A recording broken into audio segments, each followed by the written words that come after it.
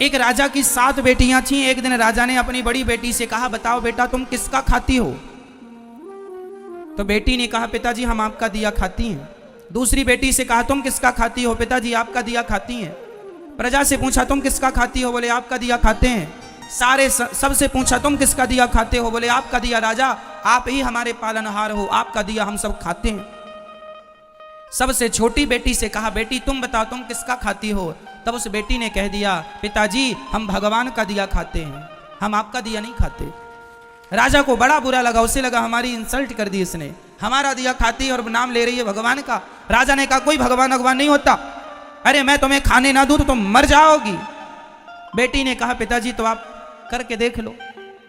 राजा बड़ा गुस्से में आया और अपनी उस बेटी का विवाह ऐसे आदमी से कर दिया जो बिल्कुल गरीब था और बिल्कुल बीमार था। गरीब था और बिल्कुल अचल था। अचल मीन्स एक कदम भी।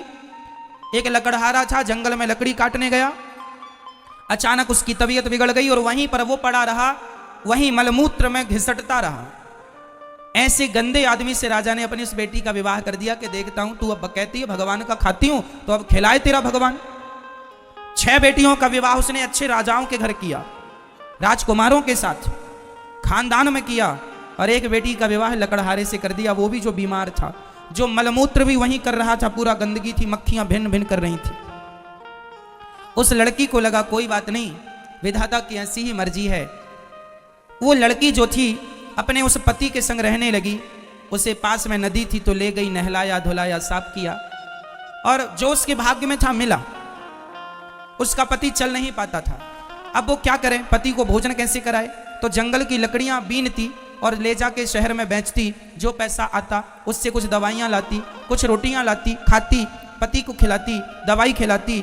और वहां पर एक नाग नागिन, जंगल था ना तो जंगल में तो जीव जंतु ही रहेंगे, एक नाग नागिन का जोड़ा था। तो वो जब दूध लाया करती अपने पति को देती, और जो बच जाता तो दौने में वो वहां नाग नागिन को रख दिया करती थी। तो नाग नागिन दूध पीते और बड़े प्रेम से वो खुश रहते। अब वो धीरे धीरे उसका पति ठीक होने लग गया, बीमारी से उसको राहत मिलने लग गई, ठीक होने लगा। एक दिन नाग ने सोचा कि ये मेरी इतनी सेवा करती है, परोपकारी भाव है, यदि इसे धन मिल जाएगा तो ये तो समाज की बहुत सेवा करेगी। तो सांप ने उसे स्वप्न में कहा कि जहां हम लोग रहते हैं वहां बहुत बड़ा खजाना गड़ा है, तुम खोद लेना।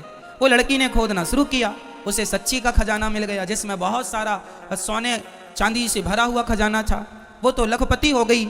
उसने एक बड़ा सा महल बनवाया, नगर बसाया, वो बढ़िया ठाट बाट बनाया, और दोनों राजा रानी हो गए। उसका पति बिल्कुल स्वस्थ हो गया और बढ़िया राज सिंहासन पर बैठने लगे, और बड़े प्रेम से हाथी घोड़ा इकट्ठा किया और सेना इकट्ठी की, राजा हो गया, वो रानी हो गई।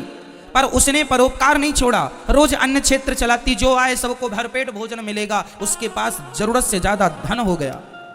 एक दिन वो सबको भोजन बांट रही थी तो उसने देखा कि लाइन में सबसे पीछे उसका बाप लगा हुआ और उसकी बहनें लाइन में लगी हैं भोजन के लिए। उसने पहचान लिया, ये तो मेरा पिता है। उसने कहा, पिताजी आप?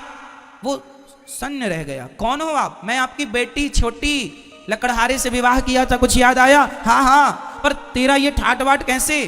पिताजी पहले ये बताओ कि आपकी ये दुर्गति कैसे हो गई? बेटी सच्ची कहा था तूने, हम बड़े अहंकार में थे कि मैं राजा हूं, लेकिन मेरी राजगद्दी छीनते देर नहीं लगी, सब नाश हो गया। सारी बेटियां जिन्होंने ये कहा था कि पिता के भाग्य का खाती हैं, आज पिता कुछ नहीं खिला पा रहा है इन्हें, आज तू खिला रही है। तब उस बेटी ने कहा, पिताजी मैंने कहा था ना कि सब अपने अपने भाग्य का और सब भगवान की कृपा का ही खाते हैं, सबको खिलाने वाला भगवान है। हम झूठा ये नाम लेते हैं कि हम किसी को खिला रहे हैं, कोई किसी को नहीं खिलाता, सबके पालनहार भगवान है। राजा ने उस बेटी के लिए लकड़हारा चुना था, लेकिन फिर भी मेरी माँ, कई बार बाप अपनी बेटी के लिए बहुत अच्छा घर चुनता है, घर और वर, फिर भी वो माइनस हो जाता है, और कई बार सामान्य लड़के के संग विवाह कर देने पर वो बहुत ठाट बाट में हो जाते हैं। सच्ची बताएं, हर आदमी अपना भाग्य लेकर पैदा होता है। ये भाग्य क्या है? जो पिछले जन्म में आपने अच्छा या बुरा कर्म किया था, वही अच्छे और बुरे कर्म के प्रतिफल को भाग्य कहते हैं। मैंने पिछले जन्म में बहुत अच्छा किया तो इस जन्म में मुझे बहुत अच्छा मिला, वही मेरा भाग्य है। मैंने पिछले जन्म में किसी के साथ बहुत गलत किया, आज मेरे साथ गलत हो रहा है, वही मेरा भाग्य है और वही मेरा कर्म दंड है। इसलिए हमें जीवन में कभी किसी को दोष नहीं देना चाहिए कि दुख तुम्हारे कारण मिला, दुख तुम्हारे कारण मिला। कोई किसी को दुखी नहीं करता, कोऊ ना काहू को सुख दुख कर दाता, निज कृत कर्म भोग सब भ्राता। हर व्यक्ति अपने किए का दंड भोगता है, अच्छे का अच्छा, बुरे का बुरा। इसलिए ये ईश्वर का विधान मानकर हर हाल में प्रसन्न रहकर भगवान का धन्यवाद करो। पिछली करनी बिगड़ी थी पर आज ना बिगाड़ो, अब ना बिगाड़ो, अब बिगड़ेगा तो कल भी बिगड़ेगा। पिछला कल बिगड़ा तो वर्तमान बिगड़ा है, वर्तमान बिगाड़ोगे तो भविष्य भी बिगड़ जाएगा। इसलिए अब तो अच्छा करो, अब गलत ना करो, क्योंकि आज से ही कल है। जिसका वर्तमान अच्छा है, प्रेजेंट अच्छा है, उसका फ्यूचर अच्छा है, भविष्य अच्छा है। वर्तमान बिगड़ा तो भविष्य बिगड़ा। तो बताओ हम सब किसका खाते हैं मेरी मां? किसकी कृपा का? हमें भगवान ही खिला पिला रहे हैं। जहां का दाना पानी होता है, आप लोगों का वृंदावन का दाना पानी था तो आप वृंदावन आए, बिहारी जी ने बुलाया। दाने दाने में लिखा है खाने वाले का नाम। ये सब तय कौन करता है? विधाता। 2030 में मैं इस आज के दिन क्या खाऊंगा क्या नहीं खाऊंगा ये भी फिक्स है परमात्मा की तरफ से। कहां खाऊंगा, कहां रहूंगा, कहां नहीं रहूंगा, ये सब तय है। पूरी प्लानिंग, पूरी हमारी कहानी लिखी हुई है। आखिरी श्वास हमें कहां लेना है यह भी ईश्वर की डायरी में लिखा हुआ है। हमारी आखिरी सांस कहां निकलेगी, वो स्थान क्या होगा, मृत्यु का कारण क्या होगा, सब ईश्वर की डायरी में अभी सब कुछ है।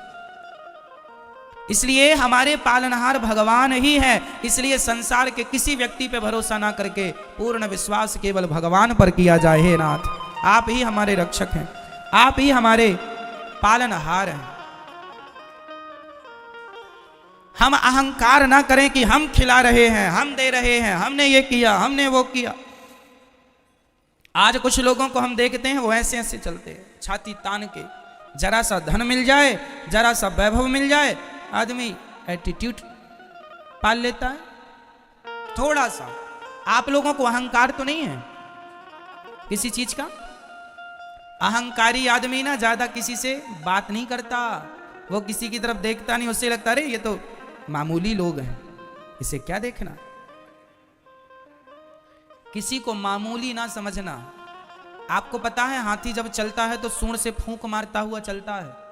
आपको पता है हाथी सूंड से फूंक क्यों मारता है? क्योंकि हाथी को चींटी से डर लगता है। हाथी किससे डरता है आपको पता है? मैया, हाथी किससे डरता है? क्यों?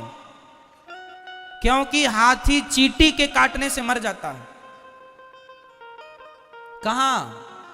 उसके सूंड से होती हुई चींटी यदि अंदर चली, सूंड उसकी होती है ना, यदि उसकी नाक से होती हुई चींटी अंदर उसके मस्तिष्क तक चली गई और उसके मस्तिष्क में चींटी ने काट दिया तो हाथी मर जाता है। जो हाथी इतना पावरफुल होता है वो एक नन्ही सी चींटी के काटने में मर जाता। पर चींटी सही जगह काटे तो, पांव आंव में काटती रहे तो कुछ नहीं, मस्तिष्क में काटेगी तो। हाथी चींटी को भी छोटा नहीं समझता, इसलिए हमें भी कभी किसी को छोटा नहीं समझना है, सबका आदर करना है, सबका सम्मान। क्यों? क्योंकि सबको ईश्वर ने बनाया है। ये तुम अहंकार ना पालो कि हमने ये, हमने वो, हम ये, हम वो। ना जी, तुम कुछ भी नहीं हो। हमारा और तुम्हारा कुछ नहीं है संसार में, और हमारी तुम्हारी अकड़ भी नहीं चलती। कई लोग कहते हैं कि मैं ना हूं तो तुम मर जाओ। अच्छा, ऐसा भी कर लो। अच्छा ये बताओ, आपके बिना आपका घर चलेगा कि नहीं? बोलो, चलेगा? कई लोग ये सोचते हैं ना हमारे बाद क्या होगा महाराज, सब अच्छा होगा, तुम मरो। तुम्हारे बाप दादे भी ऐसे ही सोचते थे, हमारे बाद क्या होगा, सब अच्छा हो रहा। बुलाओ जरा उनको, आओ बुढ़ऊ देख लो, कोई काम रुका है? तुम जबरदस्ती टेंशन पालते थे हमारे बाद क्या होगा। आराम से मरो। किसी के बिना किसी का कोई काम नहीं रुकता। हम जबरदस्ती झूठा अहंकार पाले बैठे। हमारा क्या होगा, सब बढ़िया होगा। आपके जाने के बाद आपके घर में दीपावली भी मनाई जाएगी, हाँ या ना? होली भी मनाई जाएगी, हाँ या ना? है ना? शादी विवाह में आपके घर भांगड़ा बजेगा और आप नाचोगे भी। और जो लोग थे ना बूढ़े, वो सोच रहे थे हमारे बाद क्या होगा। अच्छा होगा, तुम जाओ, खाली करो जगह।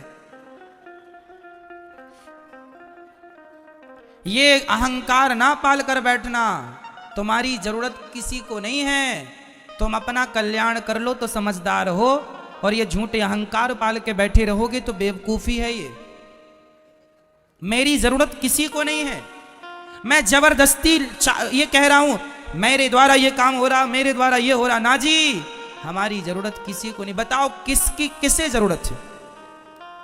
पुरुष कहता है पत्नी की जरूरत है, अरे एक मर जाए तो दूसरी ले आता है, हाँ या ना? बोलो हाँ या ना? और पत्नी कहती है पति मेरी जरूरत है, पति चला जाए तो दूसरा ले आती है। सारी नहीं पर बहुत सारा ऐसा भी है। कुल मिलाकर किसी को किसी की जरूरत नहीं है। हर आदमी किसी ना किसी स्वार्थ से आपसे जुड़ा होता है। जब तक उसका स्वार्थ है आपसे जुड़ा है, और आप इसी बात को समझते नहीं हैं और पूरे इन्वॉल्व हो जाते हैं। ये मेरा घर, ये मेरा घर, ये मेरे बच्चे, ये मेरा पति, ये मेरा पत्नी, उसी गंदगी में मर जाते हैं। आपका मन वहां से हटते ही नहीं कि भगवान में भी मन लगाएं। अरे पत्नी पति बेटा बेटी घर से भी कुछ आगे है, वहां ध्यान लगाओ।